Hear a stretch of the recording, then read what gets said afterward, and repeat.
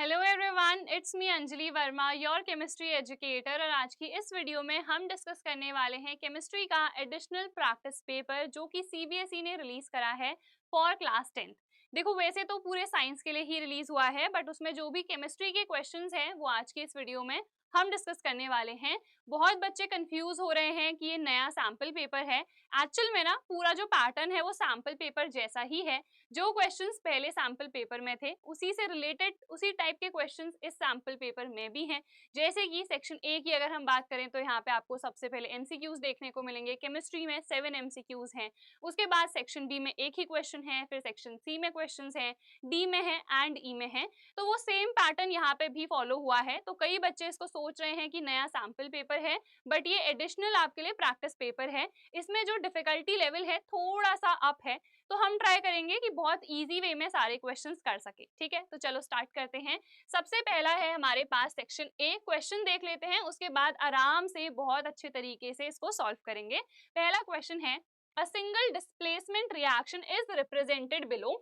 P Q plus R क्या बना रहा है, पी आर, और क्यू को क्या कर दे रहा है, डिस्प्लेस कर दे रहा है। ठीक है, which of the following is true about the reactants and products. तो ये यहाँ पे आपको एक टेबल टाइप का गिवन है। ठीक है, इसके बेसिस पे आपको बताना है कौन सा ऑप्शन सही है। तो A B C D options में ये सारी चीजें हमें गिवन है।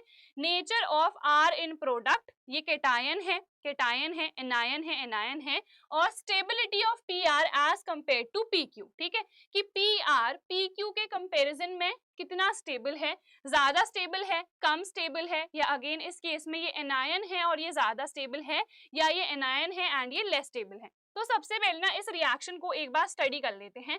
तो क्या हमें गिवन है यहाँ पे, पी क्यू प्लस आर, ये क्या बना रहा है, पी आर, और क्यू हो जा रहा है यहाँ पे डिस्प्लेस।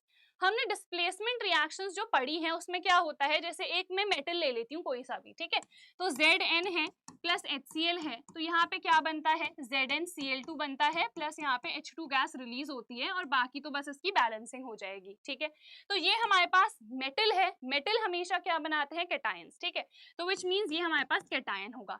HCl में H पॉजिटिव होता है, Cl नेगेटिव होता है। मैंने आपको बताया है जब भी आप फॉर्मूला लिखते हो किसी भी कंपाउंड का, तो पहले कैटायन आता है, उसके बाद एनायन आता है। ठीक है, तो यहाँ पे पहला वाला पॉजिटिव, दूसरा वाला नेगेटिव हो जाएगा। अगेन यहाँ पे Zn2 प्लस होता है पॉजिटिव और ये होता है नेगेटिव, और यहाँ पे जो भी हमारे पास दूसरा एलिमेंट होगा वो डिस्प्लेस हो जाता है। ठीक है, ये है हमारे पास डिस्प्लेसमेंट रिएक्शन।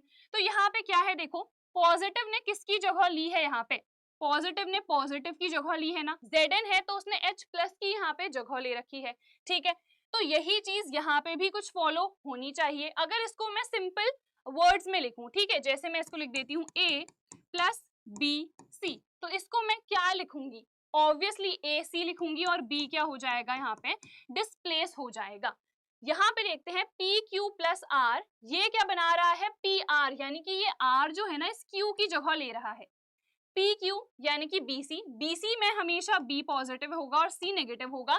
तो यहाँ पे भी मैंने आपको बताया ना, फॉर्मूला में जो भी पहले लिखा है वो पॉजिटिव है और जो दूसरी बारी लिखा हुआ है वो नेगेटिव है।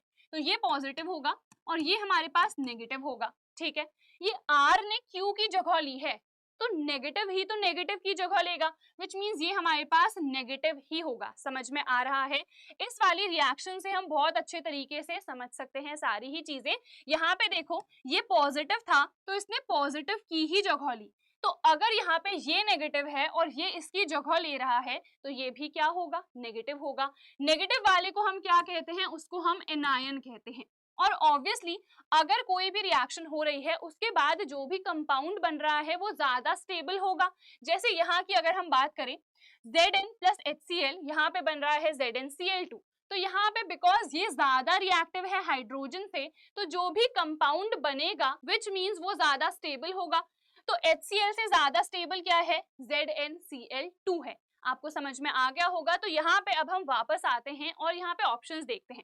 देखो इतना तो हमने कह दिया कि ये ऑब्वियसली हमारे पास P Q plus R, Q बाहर निकाल रहा है तो यहाँ पे आर क्या होगा, नेगेटिव यानी कि एनायन। तो ये दोनों ऑप्शंस तो हो गए रिजेक्ट। ठीक है, अब एनायन में भी ज्यादा स्टेबल है और कौन सा पीआर, तो हमने कहा यस पीआर जो भी प्रोडक्ट में बन रहा है वो ज्यादा स्टेबल है, तो विच मींस यहाँ पे सी ऑप्शन क्या हो जाएगा, बिल्कुल करेक्ट हो जाएगा। लेस स्टेबल तो ये नहीं है। तो इस तरीके से आपको चेक करना है। ये थोड़ा सा डिफरेंट क्वेश्चन है जो आपको मे बी एनसीईआरटी में नहीं मिले बिल्कुल भी, तो हमने ना इसको भी बहुत अच्छे से डिस्कस कर लिया है एग्जाम्पल लेके, तो आई होप आपको समझ में आ गया होगा। आगे बढ़ते हैं, नेक्स्ट क्वेश्चन देखते हैं। नेक्स्ट क्वेश्चन है some types of chemical reactions are listed below. Decomposition होती है, हमें पता है, combination, displacement and double displacement. ये 4 टाइप की ही केमिकल रिएक्शंस हमने पढ़ी हुई है इस चैप्टर में। उसके बाद क्या है, which 2 of the following chemical reactions are of the same type.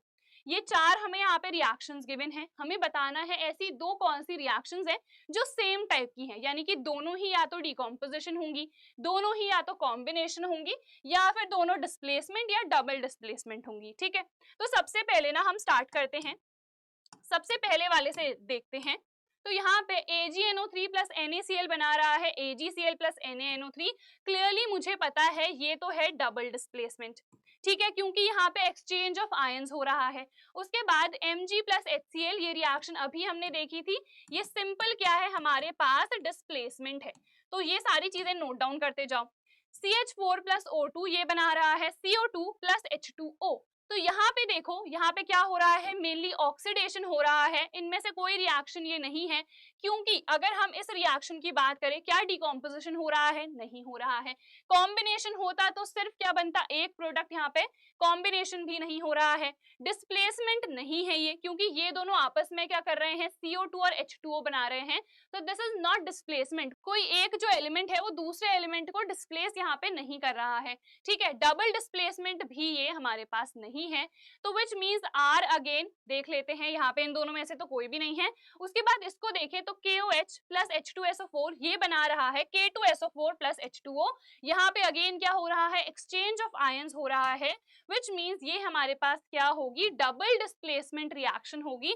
तो यहाँ पे विच मींस हमारे पास P और S दोनों क्या है, सेम टाइप के हैं, तो देख लेते हैं P एंड S, तो डी ऑप्शन यहाँ पे क्या हो जाएगा, बिल्कुल करेक्ट हो जाएगा। ठीक है, नेक्स्ट क्वेश्चन हम देखें तो नेक्स्ट क्वेश्चन हमारे पास है, Neetu has 2 test tubes containing dilute hydrochloric acid, तो एक में HCl है, ठीक है, एंड डाइल्यूट सोडियम हाइड्रोक्साइड, यानी कि दूसरे में NaOH है, but they are not labelled, यानी कि 2 टेस्ट ट्यूब्स में रखे तो हुए हैं बट लेबल नहीं करा गया है कि ये HCl है और ये NaOH है। ठीक है, adding which of the following solution to the test tubes will help her to identify the acidic and basic solution। हमें पता है HCl क्या होता है, एसिडिक होता है, और NaOH क्या होता है, बेसिक होता है। तो हमसे पूछा गया है इन तीनों में से कौन से कंपाउंड की हेल्प से हम पता कर सकते हैं कि ये HCl है और ये NaOH है। ठीक है, 2 अननोन हमारे पास टेस्ट ट्यूब्स हैं, जिनमें से एक में HCl है, एक में NaOH है। हमें यही बताना है कि किसमें HCl है और किसमें NaOH है। ठीक है, तो यहाँ पे देखते हैं सबसे पहले विनेगर। विनेगर का फॉर्मूला क्या होता है, आपको मैंने बताया है, CH3COOH। ठीक है, इसकी रिएक्शन इसके साथ हो सकती है, क्या बनेगा, सोडियम इथेनोएट एंड वाटर। तो हम कैसे पता कर सकते हैं, ये कोई टेस्ट तो है नहीं, विच मींस विनेगर की हेल्प से हम नहीं पता कर सकते हैं। ठीक है, then comes baking soda. Baking soda क्या होता है, सोडियम हाइड्रोजन कार्बोनेट। अब इसकी रिएक्शन अगर आप HCl के साथ करोगे तो क्या होगा, देखते हैं। यहाँ पे हम लिख देते हैं NaHCO3। ठीक है, उसके बाद हमारे पास है HCl, तो हमें पता है यहाँ पे क्या होगा, एक तो NaCl बनता है, NaCl के साथ साथ क्या बनता है, H2O बनता है एंड CO2 बनता है। और CO2 गैस जहां पे भी इवॉल्व होती है, इट इवॉल्व्स विद ब्रिस्क एफर्वेसेंस, या फिर इसके लिए एक और टेस्ट है, it turns lime water milky. ठीक है, लाइम वाटर मिल्की। तो हम इजीली डिटेक्ट कर सकते हैं कि CO2 गैस यहाँ पे इवॉल्व हुई है, तो हमें पता चल जाएगा कि जो भी वो कंपाउंड है वो HCl ही होगा, क्योंकि NaHCO3 क्या NaOH के साथ रिएक्ट करेगा, नहीं करेगा, कोई रिएक्शन नहीं होगी, क्योंकि जहां पे भी सेम आयंस होते हैं वहां पे रिएक्शन फर्दर प्रोसीड नहीं करती है। ठीक है, तो विच मींस हमें पता चल गया, बेकिंग सोडा की हेल्प से हम इजिली दोनों को डिफरेंशिएट कर सकते हैं, आइडेंटिफाई कर सकते हैं। फिर क्या है, सोडियम क्लोराइड। अब यहाँ पे NaCl भी देख लेते हैं। क्या NaCl की हेल्प से हम पता कर सकते हैं? नहीं कर सकते हैं, क्योंकि ये तो सॉल्ट है ना, तो ये सॉल्ट हमारे पास एसिड के साथ रिएक्शन करके कोई टेस्ट नहीं देगा, ना ही बेस के साथ, तो हम इसकी हेल्प से डिफरेंशिएट बिल्कुल भी नहीं कर पाएंगे। ठीक है, तो आई होप आपको समझ में आ गया होगा। तो करेक्ट आंसर क्या हो जाएगा? Baking soda, B will be the correct answer. तो एक्सप्लेनेशन भी आपको पता होना चाहिए, ये नहीं कि मैंने डायरेक्टली आपको बता दिया कि बी ऑप्शन करेक्ट होगा तो आपने कह दिया बी ही होगा। नहीं, you need to know the explanation also. इसीलिए हम सारी चीजें डिस्कस कर रहे हैं, रिएक्शंस भी मैं आपको बता रही हूँ क्योंकि ये रिएक्शंस भी पूछी जाती हैं। ठीक है, चलो आगे बढ़ते हैं। नेक्स्ट है हमारे पास fourth question. Sonia has aqueous solutions of 3 salts. Sodium acetate क्या होता है? लिख देते हैं CH3COONA होता है सोडियम एसिटेट। ठीक है, सोडियम क्लोराइड होता है NaCl and ammonium chloride which is NH4Cl in 3 test tubes. The test tubes are not labeled. Again इसमें लेबलिंग नहीं करी गई है। ठीक है, on checking she finds the pH of the solutions to be 4.6, 7 and 8.9.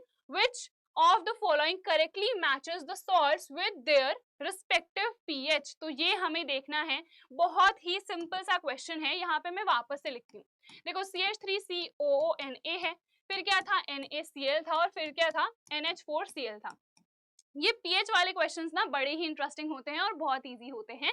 सबसे पहले आप देखो, अगर कोई भी आपके पास न्यूट्रल सॉल्ट होगा, हमें इतना तो पता है ये तीनों के तीनों क्या है? सॉल्ट है। जो न्यूट्रल सॉल्ट होगा उसका पीएच कितना आएगा? ऑब्वियसली 7 आएगा। इन तीनों में से न्यूट्रल कौन सा है आपको पता होगा, ये है, तो इसका पीएच 7 आएगा। और मुझे कैसे पता कि ये हमारे पास न्यूट्रल है? क्योंकि हमें ये चेक करना है कि ये कौन से एसिड और कौन से बेस से बना होगा। ये ऑब्वियसली NaOH से बना होगा। ये हमारे पास क्या होता है? एक स्ट्रॉन्ग बेस होता है। और ये HCl से बना होगा। HCl एक स्ट्रॉन्ग एसिड होता है। तो दोनों ही अगर स्ट्रॉन्ग है हमारे पास, बेस भी और एसिड भी, तो सॉल्ट क्या बनता है? न्यूट्रल बनता है, विच मीन्स इसका पीएच आ जाएगा 7। सिंपल। अब ये किससे बना होगा? ये NH4OH से बना होगा और HCl। ठीक है, HCl हमारे पास क्या होता है? स्ट्रॉन्ग होता है, तो एसिड स्ट्रॉन्ग है और बेस क्या है हमारे पास? वीक है। ठीक है, विच मीन्स ये हमारे पास एसिडिक सॉल्ट होगा, राइट? तो इसका पीएच क्या होगा? कम होगा। 7 से कम वाले क्या होते हैं? एसिडिक। तो विच मीन्स इसका पीएच कितना होगा? इसका होगा 4.6। तो इतना हमें पता चल गया। 8.9 इसी का होगा ऑब्वियसली, है ना? देख भी लेते हैं ये किससे बन रहा है? CH3COOH, और ये बन रहा है NaOH से।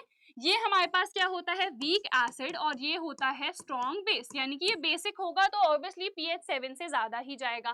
तो यहाँ पे हमें इतना तो पता चल गया है। अब हम ऑप्शंस देखते हैं। ठीक है, तो यहाँ पे pH 4.6 किसका है? सबसे पहले 7 वाला देख लेते हैं जो कि NaCl था। इसमें दिख रहा है, इसमें दिख रहा है, तो ये दोनों ऑप्शंस तो मैंने वैसे ही रिजेक्ट कर दिए। अब 4.6 हमारा किसका आ रहा था? देखो यहाँ पे NH4Cl यानी कि अमोनियम क्लोराइड। तो यहाँ पे अमोनियम क्लोराइड मुझे इसमें दिख रहा है, तो डी ऑप्शन क्या हो जाएगा? करेक्ट हो जाएगा। ठीक है, और 8.9 किसका था? सोडियम एसिटेट का था, तो वही चीज यहाँ पे लिखी हुई है। ठीक है, तो बहुत सिंपल सा क्वेश्चन है, बस आपको ध्यान देनी है ये सारी चीजें, इसीलिए मैंने इन डिटेल आपको यहाँ पे बता दी है। ठीक है, चलो नेक्स्ट क्वेश्चन है, galvanisation is a process of coating iron articles with a layer of zinc. ये हमें पता है। ठीक है, ये एज इट इज पूछ भी लिया जा सकता है कि गैल्वेनाइजेशन जो प्रोसेस है उसमें आयरन आर्टिकल को किससे हम क्या करते हैं? कोट करते हैं, तो वो जिंक होता है। देखो क्वेश्चंस तो ना काफी बड़े बड़े हैं, बट इनका जो सोल्यूशन है ना काफी छोटा सा है। अगर आपको वो चीज समझ में आ गई, डायरेक्टली आप आंसर कर सकते हो 30 सेकेंड्स में। मैं यहाँ पे ज्यादा टाइम इसलिए ले रही हूँ ताकि हर एक चीज आपको डिटेल में समझ में आए। ठीक है, क्वेश्चंस बहुत आसान है, बहुत इजी हैं। आपको डरना नहीं है कि यार इतने बड़े बड़े हैं तो डिफिकल्ट होंगे, नहीं। ठीक है, जैसे होता है ना खोदा पहाड़ और निकली चुहिया, तो वही चीज है। बड़े बड़े क्वेश्चंस गिवन है, बट इनके जो सोल्यूशन है ना बहुत छोटे छोटे हैं। ठीक है, चलो देख लेते हैं। To prevent the iron from rusting, the iron is protected even if the zinc coating is scratched and iron is exposed. Which of the following is true about how zinc prevents the rusting of iron? पहला हमें P given है, a galvanized iron article does not undergo oxidation. देखो ये तो बिल्कुल गलत है, क्योंकि कोई भी हमारे पास मेटल है तो उसमें ऑक्सीडेशन डेफिनेटली होता है, क्योंकि हमारे आसपास ऑक्सीजन प्रेजेंट ही रहती है, तो चाहे जिंक की कोटिंग निकल ही क्यों ना जाए या फिर उसमें लगी ही क्यों ना हो, ऑक्सीडेशन तो जरूर होता है। ठीक है, फिर हम देखते हैं क्यों। The zinc coating prevents contact of iron with air, ये तो बिल्कुल सही है क्योंकि ये मेरे पास आयरन आर्टिकल है। ठीक है, इसमें मैंने दूसरी कोटिंग कर दी है, ये मान लो बाहर से मैंने जिंक की कोटिंग कर दी है। ठीक है, तो ये क्या कर रहा है, जिंक प्रिवेंट कर रहा है ना, जिंक अगर बाहर से है तो वो बचाएगा ना अंदर आयरन को, इसीलिए तो हम जिंक को लगा रहे हैं कि वो अंदर जो आयरन है उसको बचाए, तो विच मींस ये वाला तो बिल्कुल सही है। फिर देख लेते हैं, zinc undergoes corrosion more easily than iron, ये भी बिल्कुल सही है। ऐसा क्यों, देखो रिएक्टिविटी सीरीज सबने पढ़ी है, कौवे ने कहा मोगली अब जिंदगी फटी पुरानी, विच मींस Zn हमारे पास ऊपर आता है रिएक्टिविटी सीरीज में और Fe जो है वो नीचे आता है, तो जिंक रिएक्ट करेगा obviously because zinc is more reactive, तो इसमें ऑक्सीडेशन होगा, इसका कोरोजन होगा ना कि आयरन का, तो ऑब्वियसली जो बाहर की लेयर है उसमें ऑक्सीडेशन हो रहा है, उसमें जो भी रिएक्शन है वो अकर कर रही है और जो हमारे पास आयरन आर्टिकल है वो बच जा रहा है, यही हमारे पास गैल्वेनाइजेशन का प्रोसेस होता है। ठीक है, तो विच मींस ये दोनों हमारे पास करेक्ट है, तो Q एंड R हमारे पास करेक्ट है, तो यहाँ पे डी ऑप्शन क्या हो जाएगा, करेक्ट हो जाएगा। ठीक है, तो आई होप इतना आपको समझ में आ गया होगा। अगला क्वेश्चन देखते हैं, during purification of a metal by electrolysis what happens at the negative electrode. बहुत सिंपल है, अगर हम इलेक्ट्रोलिसिस की बात कर रहे हैं तो एक ही था हमारे सिलेबस में जो कि था NaCl। ठीक है, तो NaCl का हम इलेक्ट्रोलिसिस पढ़ लेते हैं। हमें पता है इसमें दो आयंस होते हैं, Na+ होता है और Cl- होता है। ठीक है, ये हमारे पास क्या होता है, इसको हम कैटायन कहते हैं और इसको हम एनायन कहते हैं बिकॉज ये नेगेटिवली चार्ज्ड है। अब हमारे पास दो इलेक्ट्रोड्स भी होते हैं, एक होता है कैथोड और दूसरा होता है एनोड। मैंने आपको लर्न करवाया था कि जो कैटायन है हमेशा कैथोड पे जाएगा, कैटायन है पॉजिटिव तो ये हमेशा नेगेटिव पे जाएगा। सो नेगेटिव इलेक्ट्रोड कौन सा है, कैथोड है। एनायन नेगेटिव है तो ये हमेशा पॉजिटिव पे जाएगा, विच मींस जो पॉजिटिव इलेक्ट्रोड है वो एनोड है। ठीक है, तो कैथोड पे होगा क्या, देखो Na+ आएगा, एक इलेक्ट्रॉन को एक्सेप्ट करेगा और अपने न्यूट्रल एटम में ये चेंज हो जाएगा, अपने उस पर्टिकुलर मेटल के एटम में ये चेंज हो जाएगा। ठीक है, अगर हम यहाँ की बात करें तो ये इलेक्ट्रॉन को क्या करता है, लूज करता है और उसके बाद इस तरीके से ये अपना मॉलिक्यूल बना देता है। ठीक है, तो ये हमारे पास मेनली क्या है, रिएक्शन है। अब यहाँ पे क्या है, हमसे यही पूछा गया था नेगेटिव इलेक्ट्रोड यानी कि कैथोड पे क्या हो रहा है, तो देखते हैं इनमें से कौन सा ऑप्शन सही आएगा। Metal ions lose electrons, lose तो नहीं कर रहे हैं, हमने अभी देखा ये क्या कर रहे हैं, गेन कर रहे हैं, एक्सेप्ट कर रहे हैं एक इलेक्ट्रॉन को। ठीक है, ये गलत हो गया। Neutral metal atoms gain electrons, neutral नहीं कर रहे हैं ना, आयन गेन कर रहा है, तो ये भी गलत हो गया।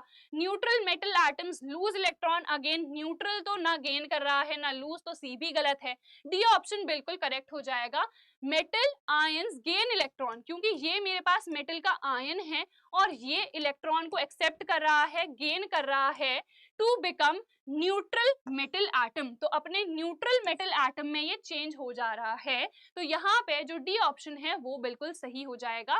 कई बच्चे ना इसको इन डिटेल नहीं पढ़ते हैं जिसकी वजह से वो इस टाइप के क्वेश्चंस में गलती कर देते हैं। आपको कोई गलती नहीं करनी है, ये सारी चीजें मैंने वन शॉट में आपको पढ़ाई हुई हैं, तो अगर आपको इन डिटेल पढ़ना है ना तो आप जाओ और वन शॉट से पढ़ लो। ठीक है, चलो आगे बढ़ते हैं, नेक्स्ट क्वेश्चन देखते हैं। 7th क्वेश्चन है, लास्ट क्वेश्चन है इस वाले सेक्शन का। Metals are lustrous and shine especially when their freshly cut surfaces are exposed। ठीक है, Salma cut pieces and compared the luster of the freshly cut surfaces of the following metals। तो ये metals लिए, एक हमने लिया aluminium, फिर लिया सोडियम, फिर लिया कॉपर और आयरन। ठीक है, अब क्वेश्चन क्या है, the freshly cut surfaces of which of these metals is likely to lose its lustre first on exposure to air. देखो जो लस्टर है यानी कि जो शाइन इसमें आ रही है, जो चमक है, वो कब आ रही है, पहले तो ये लिखा है कि अगर आप उसको फ्रेशली कट करोगे तो उसमें मैक्सिमम लस्टर आएगी, और कौन सा ऐसा मेटल है जो उसको सबसे पहले लूज भी कर लेगा, तो जो सबसे ज्यादा रिएक्टिव होगा वही तो लूज करेगा ना अपनी चमक, क्योंकि ऑक्सीजन या वेपर्स या जो भी चीज हमारे आसपास प्रेजेंट है उनके साथ रिएक्ट करेगा, तभी जाके तो उसकी चमक बिल्कुल वैनिश हो जाएगी, खत्म हो जाएगी। तो इसमें देख लेते हैं, हमें पता है रिएक्टिविटी सीरीज, कौवे ने कहा मोगली अब जिंदगी, तो ये सब हमने ऐसे लिख दिया। अब हमें क्लियरली दिख रहा है सोडियम जो है वो top of the reactivity series में आता है, तो सबसे जल्दी यही रिएक्ट करेगा, तो करेक्ट आंसर क्या हो जाएगा, बी यानी कि सोडियम। ठीक है, इस तरीके से सिंपली हमको आंसर करना है, टेंशन नहीं लेनी है, बस ये रिएक्टिविटी सीरीज आपको हर चीज के लिए लर्न हो जानी चाहिए।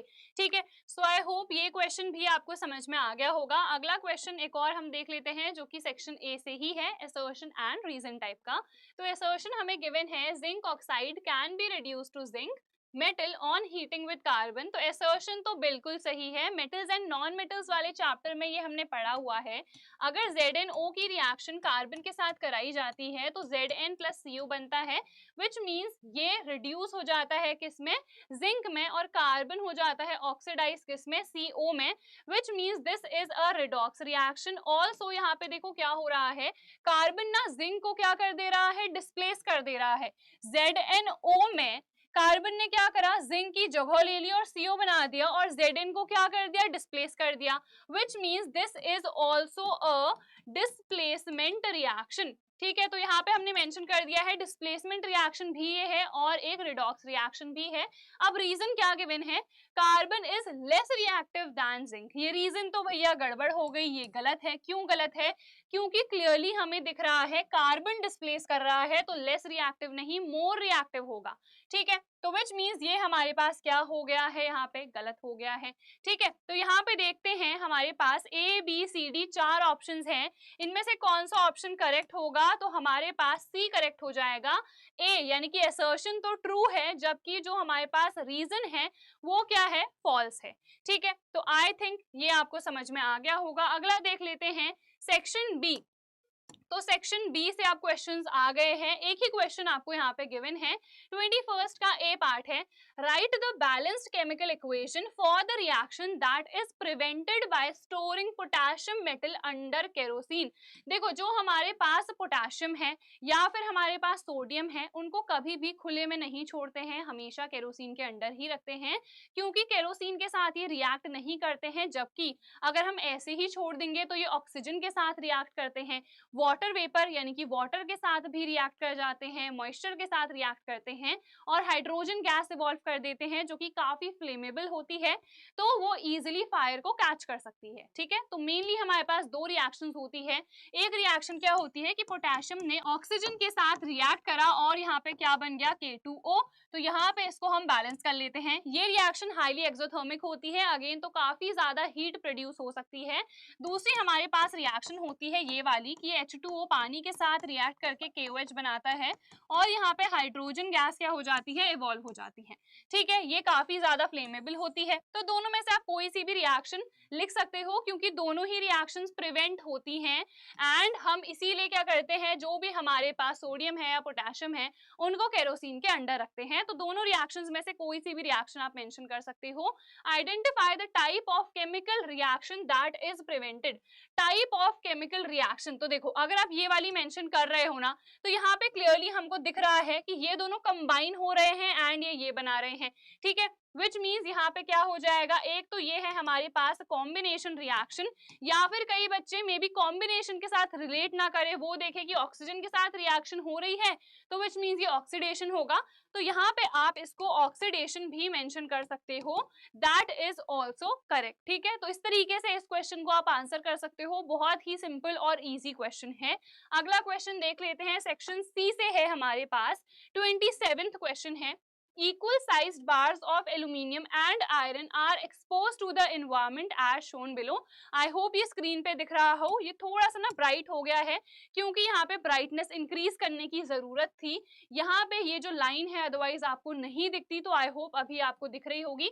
एक ये यहाँ पे लाइन है, ठीक है, ऊपर वाला है एक्सपोज्ड सरफेस, ठीक है, इसका भी और इसका भी, ये जो ऊपर वाले पार्ट्स हैं these are the exposed surfaces. ये है एल्यूमिनियम का बार और ये है हमारे पास आयरन का बार। ठीक है, तो आई होप ये आपको स्क्रीन पे दिख रहा हो, नहीं दिख रहा है तो मैं यहाँ पे मेंशन कर देती हूँ। ठीक है, तो कुछ इस तरीके से हमारे पास दो ये बार्स हैं। क्वेश्चन क्या पूछा गया है, which of them is likely to corrode till the level marked by the line first, justify और आंसर। क्लियरली हमको पता है अगर हम Fe और Al एल्यूमिनियम को क्या करें, कंपेयर करें, तो उस केस में ज्यादा कोरोजन किस में होता है, आयरन में होता है।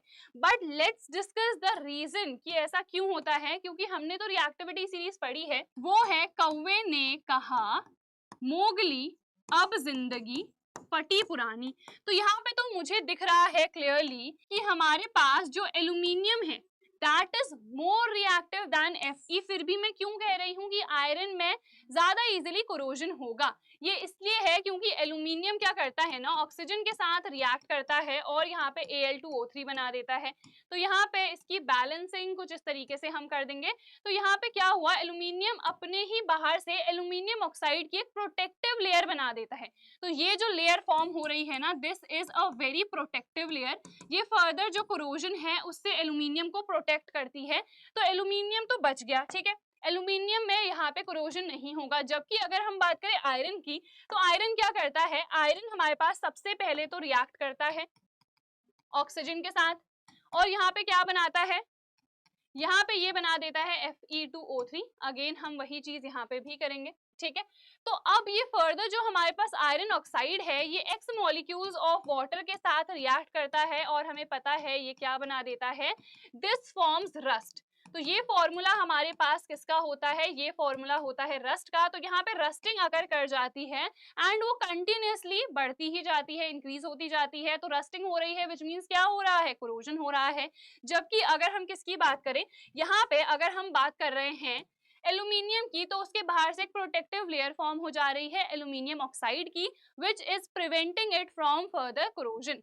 तो ये रीजन ही आपको यहाँ पे मेंशन करना है कि यहाँ पे which of them is likely to corrode till the level marked by the line first, so that will be iron. And for justification you have to mention this कि यहाँ पे प्रोटेक्टिव लेयर बन रही है जबकि यहाँ पे रस्ट फॉर्म हो जा रहा है, तो वो रस्टिंग कंटिन्यूअसली होती जा रही है एंड हेंस कोरोजन अकर कर रहा है। ठीक है, इतना सिंपल सा क्वेश्चन था। अगला क्वेश्चन देखिए 28 है हमारे पास। Next question, the electronic configuration of some elements is given in the table below. तो ये टेबल है, अच्छे से आप देख लो। क्वेश्चंस देखते हैं, identify any two pairs of elements that will react to form compounds by transfer of electrons. Transfer जहां पे भी हो रहा है हमको पता है आयनिक कंपाउंड, विच मींस हमको यहाँ पे ढूंढना है। तो हमें पता है एक हमारे पास क्या होना चाहिए, मेटल होना चाहिए और दूसरा नॉन मेटल होना चाहिए। ठीक है, देखो 2,8,8 ये तो कोई ना कोई हमारे पास गैस होगी, इसको छोड़ देते हैं। 2,8,8,1 तो यहाँ पे एक इलेक्ट्रॉन है, विच मींस मुझे पता है ये तो डेफिनेटली मेटल होगा। अब मुझे एक नॉन मेटल ढूंढना है। 2,6 ये तो मुझे दिख रहा है ऑक्सीजन है। ठीक है, 2,5 अगेन ये हमारे पास नॉन मेटल तो हो ही सकता है। ठीक है, एक ये वाला हो सकता है। 2,8,2 इसके बाहर भी दो इलेक्ट्रॉन्स हैं, विच मींस ये भी मेरे पास एक मेटल है। ठीक है, 2,8,7 ये मुझे क्लियरली दिख रहा है, this is a non metal. तो हमें दो पेयर बताने हैं, यानी कि एक पेयर तो हमारे पास देखो क्या मिल जाएगा, ये मेटल है और ये नॉन मेटल है। ठीक है, तो यहाँ पे Q और U ये हमें एक पेयर मिल चुका है, तो हम यहाँ पे Q एंड U लिख देते हैं। ठीक है, फर्स्ट पेयर ये है हमारे पास और जो सेकंड पेयर है वो मैं देख लेती हूँ, ये भी मेटल है ये भी नॉन मेटल है, तो T एंड U और भी आपको मिल सकते हैं क्योंकि ये भी मेटल है और ये हमने अभी कहा नॉन मेटल है। तो Q एंड S का पेयर भी हमको मिल सकता है, अगेन T और S का पेयर भी हमको मिल सकता है। तो चार पेयर्स हम ढूंढ सकते हैं, बट हमसे सिर्फ दो पूछे गए थे तो मैंने यहाँ पे दो लिख दिए हैं। ठीक है, उसके बाद क्या है, right the molecular formula of the compounds formed by the pairs of elements. अब हमें मॉलिक्यूलर फॉर्मूला लिखना है बी में। ठीक है, ये तो ए का आंसर था, अब हमें बी का आंसर करना है। तो देखो सबसे पहले अगर हम क्यू की बात करें तो अगर ये मेटल है तो ये हमेशा क्या बनाएगा, कैटायन। जो एक इलेक्ट्रॉन इसके पास है इसको ये लूज कर देगा। ठीक है, उसके बाद ये मेरे पास U क्या था, नॉन मेटल, इसको एक इलेक्ट्रॉन चाहिए तो ये उस इलेक्ट्रॉन को एक्सेप्ट कर देगा, फॉर्मूला क्या बन जाएगा, QU बन जाएगा। ठीक है, उसके बाद अगेन हमने क्या कहा, T एंड U। तो ये T क्या करेगा, इसके पास दो इलेक्ट्रॉन्स है, इसको लूज कर देगा। सो T 2+ हो जाएगा और U को तो क्या चाहिए, U को सिर्फ और सिर्फ एक ही इलेक्ट्रॉन चाहिए है, तो एक इलेक्ट्रॉन को ये एक्सेप्ट कर लेगा। ठीक है, तो ये फॉर्मूला क्या बनेगा, TU2। ठीक है, तो यहाँ पे दो हमारे पास U के एटम्स होंगे और ये क्या करेगा, इसका हम स्ट्रक्चर बना लेते हैं, ठीक है, कुछ इस तरीके से हमने पढ़ा हुआ है। अगर इसके आउटर मोस्ट में 2 इलेक्ट्रॉन्स हैं, इसको तो एक ही चाहिए, तो एक ये एक्सेप्ट करेगा और एक ये एक्सेप्ट करेगा, ये हमने पढ़ा हुआ है, तभी जाके तो Tu2 इस टाइप का बनेगा ना। जैसे कि MgCl2 की अगर हम बात करें तो यहाँ पे क्या होगा, मैग्नीशियम के पास 2 इलेक्ट्रॉन्स हैं, ये दोनों को ही डोनेट कर रहा है, जबकि क्लोरीन तो एक ही इलेक्ट्रॉन चाहता है। तो 2 एटम्स क्या करते हैं, एक एक इलेक्ट्रॉन को एक्सेप्ट करते हैं, ये हमने पढ़ा हुआ है इन डिटेल। सेम चीज यहाँ पे भी अगर करेगी तो Cu और Tu2 हो जाएगा हमारे पास फॉर्मूला। ठीक है, चलो नेक्स्ट क्वेश्चन देख लेते हैं। नेक्स्ट क्वेश्चन अब इसी का और पार्ट है, तो या तो आप वो पहला वाला क्वेश्चन कर लो, अगर वो मान लो नहीं आता है तो आप इस क्वेश्चन को इजीली कर सकते हो। ठीक है, देख लेते हैं। A metal X is obtained from its chloride salt by exposure to sunlight. आपको याद आ जाना चाहिए, सबसे जो पहले वाले चैप्टर में हमने रिएक्शन पढ़ी थी फोटोलिटिक डिकम्पोजिशन में, जहां पे हमने देखा था AgCl पे अगर सनलाइट पड़ रही है तो ये किस में चेंज हो जा रहा है, Ag प्लस Cl2 में।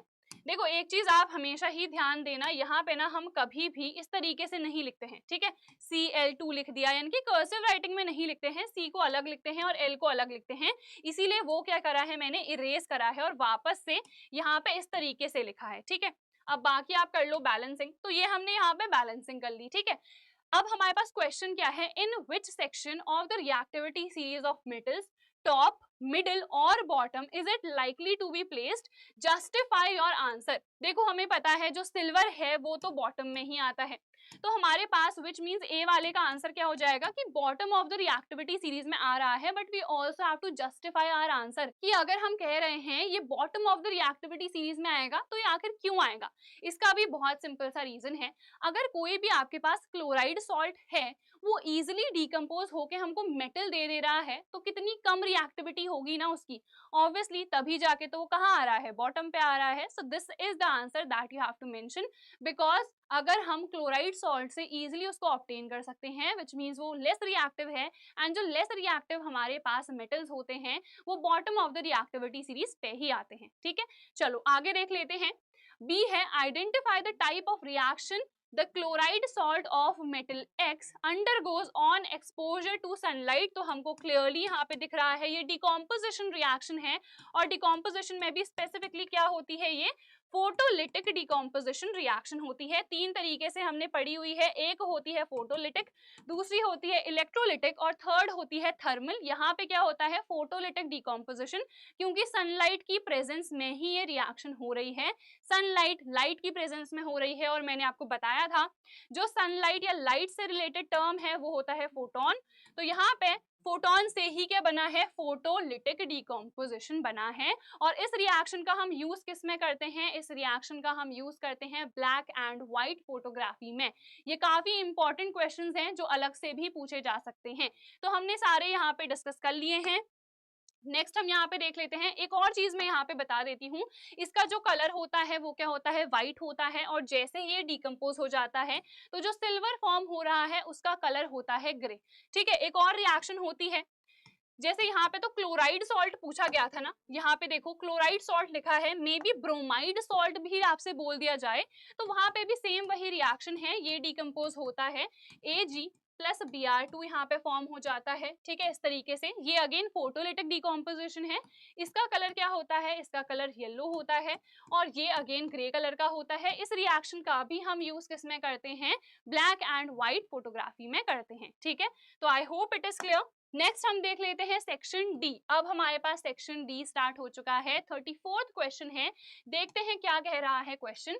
A carbon compound P has 6 carbon atoms यानी कि C6 है, एंड 12 हाइड्रोजन एटम्स यानी कि H12। तो C6 से H12। अब क्वेश्चन क्या है देखते हैं, इज P अ सैचुरेटेड और unsaturated carbon compound, justify your answer by drawing the structural formula. देखो C6 से H12 क्या है, हमारे पास फॉर्मूला है। अब आप सोच रहे होंगे कि ये तो भैया हमारे पास अनसैचुरेटेड ही होगा, क्यों, क्योंकि CnH2n होता है जनरल फॉर्मूला किसका, एल्कीन्स का। तो आपने आंसर कर दिया कि बस ये अनसैचुरेटेड है और ये एक एल्कीन है, तो आंसर गलत होगा। क्यों गलत होगा? क्योंकि मैंने आपको बताया है CnH2n जो जनरल फॉर्मूला होता है ना, वो हमारे पास साइक्लिक कंपाउंड्स का भी होता है, ठीक है। जो हमारे पास साइक्लिक सैचुरेटेड कंपाउंड्स बनते हैं उनका भी यही होता है जनरल फॉर्मूला। तो कैसे होता है वो देखते हैं। सबसे पहले C6H12 अगर हमारे पास एल्कीन है, यानी कि ये क्या है, अनसैचुरेटेड है, तो उस केस में हम बना देते हैं सबसे पहले कि हमारे पास क्या फॉर्मूला बनेगा, 1 2 3 4 5 एंड 6।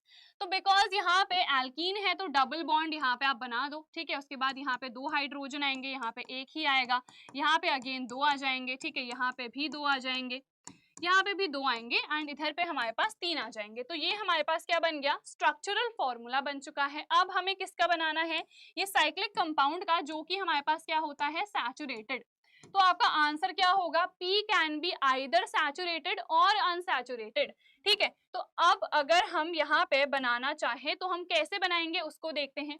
C6H12, तो यहाँ पे साइकिल बनती है 6 कार्बन एटम्स की, तो 1 2 3 4 5 एंड 6, ठीक है। सिंगल बॉन्ड होगा क्योंकि ये क्या है, सैचुरेटेड है। हर कार्बन के पास ऑलरेडी 2 बॉन्ड्स प्रेजेंट है, तो हर कार्बन के पास 2 ही हाइड्रोजन आ सकते हैं। तो यहाँ पे हर किसी के पास हमने 2 हाइड्रोजन लिख दिए, तो ये बन गया ना। अब इसमें आप काउंट करो हाइड्रोजन कितने हैं, तो 12 ही आएंगे। तो एक ये स्ट्रक्चरल फॉर्मूला आपको बनाना है और एक ये वाला बनाना है, ठीक है। तो आंसर क्या होगा, P can be both either a saturated or unsaturated carbon compound and here are 2 structures जो कि हमने बना दिए हैं, ठीक है। उसके बाद B क्या है, describe a test that can be used to determine if compound P is saturated or unsaturated। अब एक ही कंपाउंड एक ही टाइम पे सैचुरेटेड और अनसैचुरेटेड दोनों तो नहीं हो सकता है। अगर हमको पता करना है कि ये सैचुरेटेड है या अनसैचुरेटेड, तो हम क्या करेंगे, हम यहाँ पे टेस्ट करते हैं और सिंपली इसका ना हम क्या कर देंगे, कंबशन कर देंगे, ठीक है। अब कंबशन में क्या होता है, जो भी हमारे पास अनसैचुरेटेड कंपाउंड्स हैं उसमें हमें सूटी फ्लेम देखने को मिलती है, येलोइश सूटी फ्लेम ये होती है, ठीक है। आप कंप्लीट कंबशन कराओ दोनों का ही, अनसैचुरेटेड और सैचुरेटेड कंपाउंड्स का, ठीक है। यहाँ पे तो बिकॉज हमारे पास एक ही कंपाउंड P है, तो हम क्या करेंगे, P कंपाउंड को कंप्लीटली बर्न करेंगे। अगर हमें सूटी फ्लेम, येलोइश सूटी फ्लेम देखने को मिलेगी तो वो कंपाउंड विच मीन्स अनसैचुरेटेड है।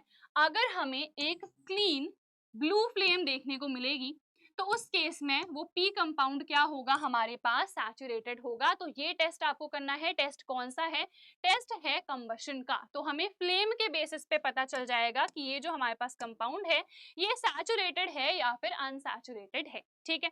नेक्स्ट है, name the products that are formed on burning compound P in an excess of air. तो बहुत ही सिंपल है, अगर आपके पास कोई भी हाइड्रोकार्बन है उसका आप कंबशन कर रहे हो, उसको बर्न कर रहे हो, तो हर केस में CO2 and H2O he produce होने वाली है, ठीक है। जैसे हमारे पास यहाँ पे क्या होगा, C6H12 प्लस O2, तो यहाँ पे क्या बन जाएगा, CO2 प्लस H2O। बाकी बस यहाँ पे बैलेंसिंग होगी, जैसे 12 है तो यहाँ पे आप 6 लिख दो, ठीक है। 6 यहाँ पे कार्बन है तो इधर पे 6 लिख दो। ये कितने हो गए हैं आपके पास, 12 प्लस 6 यानी कि 18, तो यहाँ पे आप क्या लिख दोगे, 9। तो इस तरीके से बस आपको रिएक्शन देखनी है और कोई भी आपके पास अगर हाइड्रोकार्बन आ रहा है उसका अगर आप कंबशन करोगे हर केस में CO2 and H2O he produce होंगे। तो यहाँ पे बस प्रोडक्ट्स हमें बताने थे और ये हमने बता दिए हैं। इतना सिंपल सा क्वेश्चन है, बहुत इजीली हमने इस क्वेश्चन को भी कर लिया है।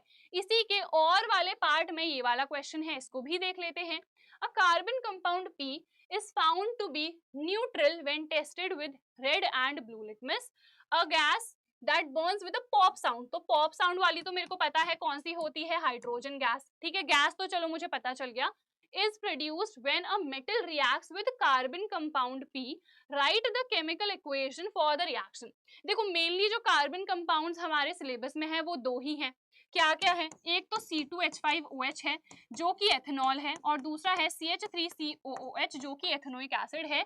अगर हम दोनों की रिएक्शन, ठीक है, Na कोई सा भी मेटल हम ले सकते हैं, तो मैंने सोडियम ले लिया है, तो अगर मैं सोडियम के साथ रिएक्शन करवा रही हूँ, यहाँ पे भी हाइड्रोजन गैस प्रोड्यूस होती है और यहाँ पे भी, तो आगे हम देखते हैं कि कौन सा P कंपाउंड हो सकता है, क्योंकि दोनों ही हाइड्रोजन गैस तो इवॉल्व करते हैं। तो कुछ हम आगे देखते हैं। पहले The carbon compound P is heated with concentrated sulfuric acid to produce carbon compound Q. अब मुझे पता चल गया कि ये वाला होगा हमारे पास आंसर। और मुझे कैसे पता चला? देखो यहाँ पे अगर हम कॉन्सेंट्रेटेड सल्फ्यूरिक एसिड के साथ इसकी रिएक्शन कराते हैं ना, तो हमको क्या मिलता है? C2H4। डिहाइड्रेटिंग वाला प्रोसेस ये रहता है, ये हमने पढ़ा हुआ है। थोड़ा सा आगे और देख लेते हैं, इसमें और क्वेश्चंस हैं, ठीक है। Right the chemical equation for the reaction, चलो इसको देख लेंगे। Describe the type of flame that Q produces on combustion, इसको भी देख लेंगे अभी। What is likely to be observed on heating compound P with ethanoic acid? अगर P की रिएक्शन एथेनोइक एसिड के साथ हो रही है तो P खुद में एथेनोइक एसिड तो हो ही नहीं सकता है, विच मीन्स ये मेरे पास ना कंफर्म हो गया है कि P जो कंपाउंड है वो क्या होगा? That will definitely be C2H5OH, ठीक है। तो यहाँ पे चलो फिर अब मैं लिख देती हूँ रिएक्शन। तो C2H5OH प्लस Na, तो यहाँ पे फॉर्म क्या होगा? देखो C2H5ONa प्लस H2, ये होता क्या है? This is sodium ethoxide. तो ये हमको इधर पे मेंशन करना है, सोडियम इथॉक्साइड है। हाइड्रोजन 2 है तो यहाँ पे 2 लिख दो। This will again be 2 and 2। तो इस तरीके से I think this is done, ठीक है। तो ये रिएक्शन हमने यहाँ पे लिख दी है। तो I think A is done. Right the chemical equation for the reaction. तो किसी भी मेटल के साथ ये रिएक्ट कर रहा है, हाइड्रोजन गैस इवॉल्व हो रही है and it Burns with a pop sound. उसके बाद नेक्स्ट क्या है? The carbon compound P is heated, ठीक है। तो यहाँ पे चलो इधर पे लिख देते हैं, वी हैव CH3CH2OH, ठीक है। ये वही है हमारे पास एथेनॉल। अब कॉन्सेंट्रेटेड H2SO4 की प्रेजेंस में हम इसको क्या करते हैं? हीट करते हैं। तो क्या होता है यहाँ पे हमें पता है, C2H4 बन जाता है और पानी को निकाल देता है। इसीलिए हम कहते हैं जो कॉन्सेंट्रेटेड H2SO4 है ये एक डिहाइड्रेटिंग एजेंट है, क्योंकि इसने पानी को बाहर निकाल दिया, ठीक है। तो आई थिंक आपको ये समझ में आ गया होगा, ये हमारे पास क्या है? ये P है और ये कंपाउंड मेरे पास क्या हो जाएगा? Q हो जाएगा, ठीक है। अब क्या है? Right the chemical equation for the reaction, तो मैंने यहाँ पे रिएक्शन लिख दी है, ठीक है। देन सेकंड क्या है? Describe the type of flame that Q produces on combustion. तो हमने अभी कहा था कि जो भी हमारे पास अनसैचुरेटेड वाले कंपाउंड्स होते हैं वो कैसी फ्लेम को प्रोड्यूस करते हैं? वो येलो फ्लेम को प्रोड्यूस करते हैं। एंड यहाँ पे बहुत सारा सूट डिपॉजिट होता है, तो येलो फ्लेम विद सूट, ठीक है। और ये सूट क्या है? ब्लैक स्मोक ही है, ठीक है। तो कार्बन जो है वो डिपॉजिट हो जाता है, तो कार्बन की वजह से ही ये हमको सूट देखने को मिलता है। तो इसको आप येलो सूटी फ्लेम भी कह सकते हो, ठीक है। तो I think it is clear. Next हमारे पास क्या है? नेक्स्ट है what is likely to be observed on heating compound P with ethanoic acid with an acid as a catalyst. ये हमें पता है, दिस इज एस्टरिफिकेशन रिएक्शन। तो CH3COOH which is ethanoic acid, इसकी रिएक्शन करा दो आप C2H5OH के साथ in the presence of an acid जैसे कि H2SO4। तो यहाँ पे बन जाता है CH3COO C2H5 प्लस यहाँ पे H2O रिमूव हो जाता है और इसको हम क्या कहते हैं? इसको हम कहते हैं एस्टर। और एस्टर क्या होता है? काफी स्वीट स्मेलिंग सब्सटेंस होता है और इसकी होती है फ्रूटी सी स्मेल, यानी कि बहुत अच्छी सी खुशबू इसकी होती है, ठीक है। तो यहाँ पे हमने रिएक्शन भी लिख दी है, लास्ट में यही था, right the chemical equation for the reaction. तो जितनी भी चीजें बताई थी हमने सबसे पहले से लिखी हुई हैं। तो P कंपाउंड को हमने आइडेंटिफाई करा, फिर रिएक्शन भी लिखी, उसके बाद ये वाली रिएक्शन भी हमने लिखी और Q भी आइडेंटिफाई करा, क्योंकि कौन सी फ्लेम होगी वो भी हमने बता दिया है। एंड यहाँ पे जो लास्ट रिएक्शन थी वो भी हमने लिख दी है। तो आई होप ये क्वेश्चन आपको समझ में आ गया होगा। लास्ट है हमारे पास सेक्शन E। तो इसमें क्या क्वेश्चन है? Given below is a 4 carbon skeleton of a hydrocarbon compound. तो देखो यहाँ पे ये हमें एक स्केलेटन गिवन है, विच मीन्स ये बैलेंस्ड अभी नहीं है, ठीक है। तो यहाँ पे क्या है? Fill in the hydrogen atoms bonds to form saturated hydrocarbon. अगर हमें सैचुरेटेड हाइड्रोकार्बन बनाना है तो सिंपली आप क्या करो? देखो सिंगल सिंगल बॉन्ड्स तो है ही, बस आप हाइड्रोजन देख लो। यहाँ पे एक बॉन्ड है तो 3 हाइड्रोजन आएंगे, यहाँ पे एक बॉन्ड है तो अगेन 3 हाइड्रोजन, यहाँ पे भी 3 हाइड्रोजन और यहाँ पे भी 3 हाइड्रोजन। बस आपको इतना ही बनाना है। तो ये फर्स्ट वाला पार्ट तो मैंने कर लिया है। फिर क्या है? N unsaturated hydrocarbon. अनसैचुरेटेड में हम क्या कर देंगे? देखो ये तो ऑलरेडी मुझे गिवन है। अनसैचुरेटेड में एक कहीं पे भी डबल बॉन्ड आ जाएगा, तो यहाँ पे मान लो मैं डबल बॉन्ड ऐड कर देती हूँ। तो यहाँ पे देखो इस कार्बन के पास तो क्या है? सब कंप्लीट है, आई थिंक पिछले वाले में हमने एक मिस्टेक कर दी है, यहाँ पे सिर्फ एक हाइड्रोजन आएगा, ठीक है, क्योंकि इसके पास क्या है, 3 बॉन्ड्स तो ऑलरेडी कंप्लीटेड है ना, ये मैंने देखा नहीं था, यहाँ पे एक ही हाइड्रोजन आएगा, ठीक है। तो यहाँ पे देखो 4 बॉन्ड्स इसके कंप्लीटेड हैं, विच मींस यहाँ पे कोई हाइड्रोजन नहीं आएगा। इसके पास 2 बॉन्ड्स हैं तो 2 हाइड्रोजन, इसके पास एक ही बॉन्ड है तो 3 हाइड्रोजन, और यहाँ पे भी 3 हाइड्रोजन, ठीक है। तो इस तरीके से स्ट्रक्चर आ जाएगा। तो हमने हाइड्रोजन फिल कर दिए हैं, तो ए वाला पार्ट हमारा डन हो चुका है। फिर क्या है, if the 4 carbon skeleton is of a straight chained alkene, draw the structures of all the possible compounds। अब ये क्या कह रहे हैं, अगर हमारे पास 4 कार्बन स्केलेटन है, वो एक स्ट्रेट चेन है, ये वाला नहीं, एक स्ट्रेट चेन वाला हमें बनाना है, और जितने पॉसिबल कंपाउंड्स हैं उन सब के स्ट्रक्चर्स को हमको ड्रॉ करना है। तो बहुत ही सिंपल है, 4 कार्बन है, हमें पता है 1 2 3 एंड 4, तो डबल बॉन्ड यहाँ पे पॉसिबल है। डबल बॉन्ड आप यहाँ पे भी बनाओगे ना, तो मैंने आपको बताया है वो फर्स्ट कार्बन ही काउंट होगा, तो आप यहाँ पे बनाओ या यहाँ पे बनाओ, एक ही चीज है। बट अगर आपने क्या करा, डबल बॉन्ड यहाँ पे बना दिया, तो यहाँ पे चेंजेस हो जाएंगे। क्यों चेंजेस होंगे, क्योंकि अब ये ना सेकंड कार्बन पे डबल बॉन्ड काउंट होगा, ठीक है। तो हमारे पास 2 ही पॉसिबल स्ट्रक्चर्स हैं, यहाँ पे बस आप क्या करो, हाइड्रोजन को ऐड कर दो, ठीक है। यहाँ पे 2 हाइड्रोजन आएंगे, यहाँ पे एक ही हाइड्रोजन आएगा, यहाँ पे अगेन 2 आएंगे, इस तरीके से लिख दो, और यहाँ पे 3 आएंगे, ठीक है। यहाँ पे अगेन 3 आएंगे, यहाँ पे 3 आएंगे, यहाँ पे एक ही हाइड्रोजन आएगा, और यहाँ पे भी एक ही हाइड्रोजन आएगा। तो ये 2 पॉसिबल हमारे पास क्या है, स्ट्रक्चर्स हैं। तो I think this is done. तो ये वाला पार्ट भी हमने कर लिया है। तो नेक्स्ट देख लेते हैं क्या हमारे पास हमको गिवन है। तो और वाले क्वेश्चन गिवन है, या तो आप पहला वाला पार्ट कर लो या फिर ये वाला कर लो। तो क्या है इसमें, if the 4 carbon skeleton is of a straight chain alkyne, तो अब हमें क्या गिवन है, एल्काइन गिवन है।